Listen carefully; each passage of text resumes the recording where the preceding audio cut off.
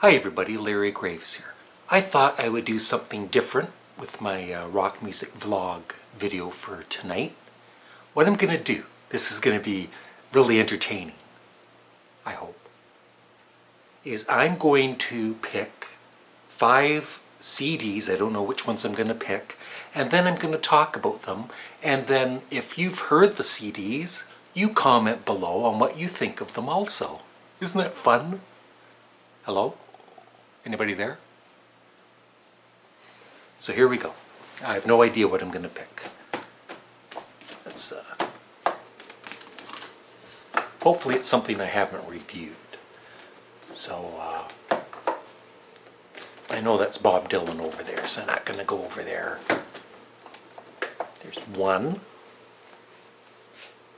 Then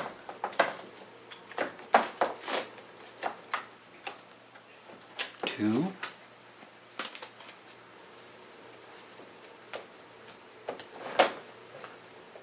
3. Then I've got some here on the floor that I haven't put away yet. Quite a few. 4. No. Just, yeah. 4. And one more. 5.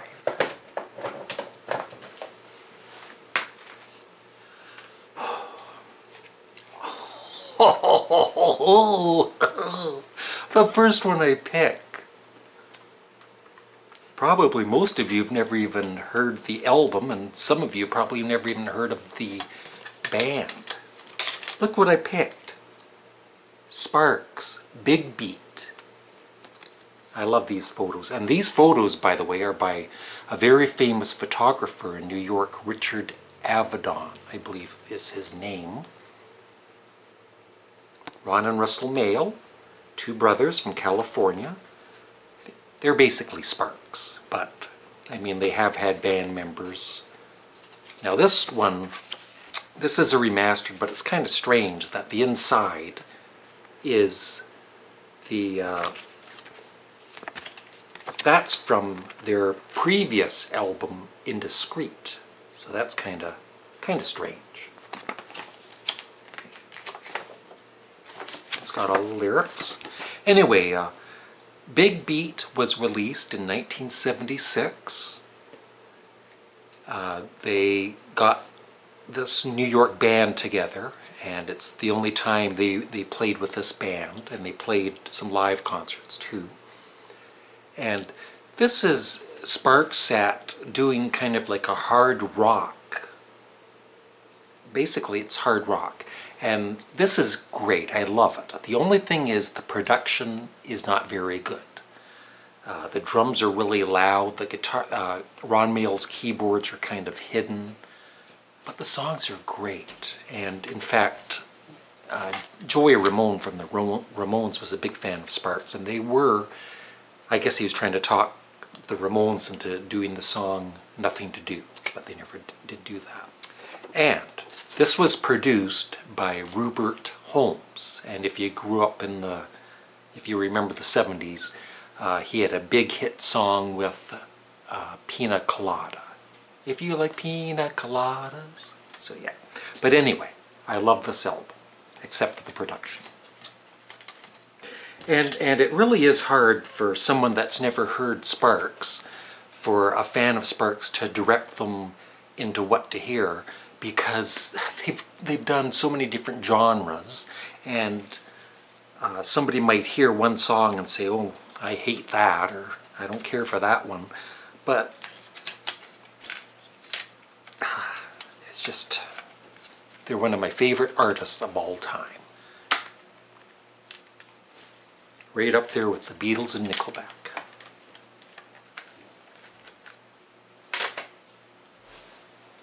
Oh, Frank Zappa, Chunga's Revenge. I love Transylvania Boogie. That's an instrumental, and it shows off Frank Zappa's guitar work. Probably my favorite guitarist of all time, and I love that. It's an instrumental, and it's awesome. And Road Ladies with Flo and Eddie, who were with the Turtles, and they were with Frank Zappa for a few years. Some of the Frank Zappa fans didn't care for their immature humor, but it was funny. I liked them in the band. And the rest of it, Charlene is a really nice song, kind of like a 50s song. I think there's another really nice guitar solo in that. And the other songs are good. It's not my favorite Frank Zappa album, but it's good.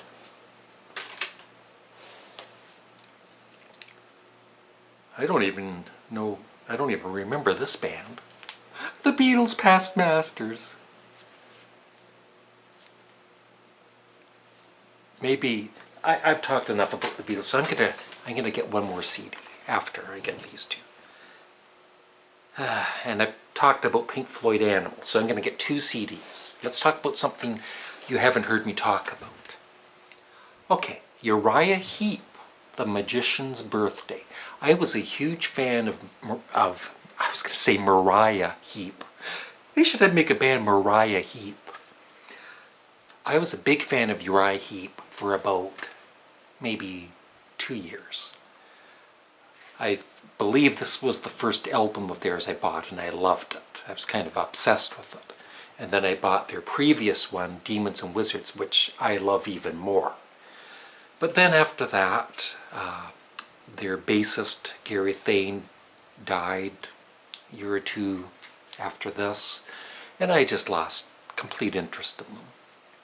Their albums after this one just didn't do it for me. But I loved The Magician's Birthday, and probably my favorite song is called The Magician's Birthday. It's got an awesome guitar solo, drum, I don't know how you would describe it, a duet or something, or they're like fighting each other. It's just so cool. Mick Box on guitar, awesome. Tales is a really nice song. Rain is really, really nice. And yeah, so if you like sort of progressive rock, and definitely Queen must have been listening to Uriah Heep with the layered vocals and all that, because Uriah Heep did it first. My rice is ready. So here we go. I'll pick 2 more. If you like this idea, I'll do it once in a while. Just let me know in the comment section below.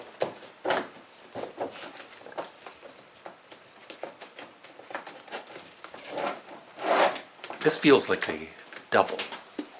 And then I'll pick one up. Go back up here to the Beatles are around there though. I had it look just for a second, okay? I'm not cheating. Okay.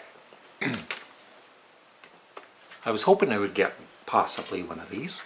The Clash, Give 'Em Enough Rope. I love their debut album. London Calling is awesome. My favorite is probably Sandinista, and I will talk about The Clash in some video separate. Maybe do their discography or something. But Give 'Em Enough Rope, produced by Blue Oyster Cult's producer Sandy Pearlman.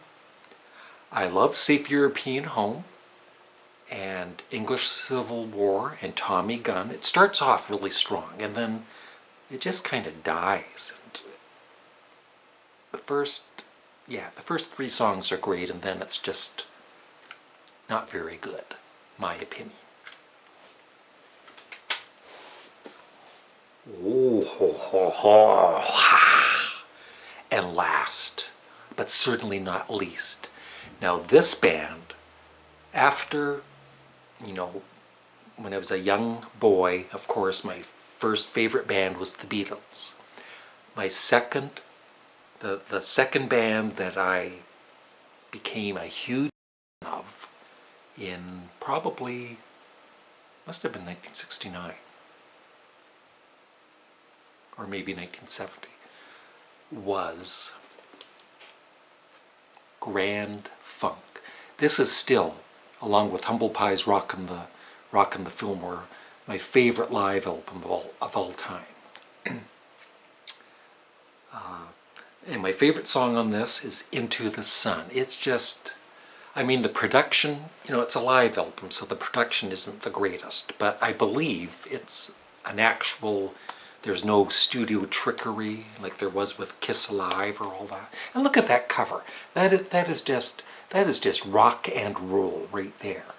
With, I love the bassist. I can never say his name. I never know how to pronounce his last name. Mael Shaker or whatever. But he's one of my favorite bassists. Introduction. I love the introduction. It gets you all hyped up. Ladies and gentlemen, the band you've been waiting to see, Grand Funk Railroad. It's not the same when the announcer says, ladies and gentlemen, the band you've been waiting to see, Nickelback. It's not the same. And then they go into Are You Ready? With Don Brewer, the drummer, singing. He was great. It's really sad that Mark Farner is split from them at the moment for the last few years. But yeah, definitely Into the Sun is my favorite. Now, the song TNUC, a lot of people always used to wonder, well, what does that stand for? Because it's T.N.U.C. And I guess it was about a woman, and what you would have to do is kind of spell that the other way, and then you'd get your answer.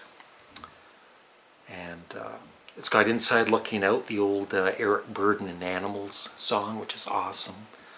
Paranoid, not the Black Sabbath song, but this Paranoid is as good as Black Sabbath's Paranoid. So yeah, awesome live album. It was kind of fun, at least for me.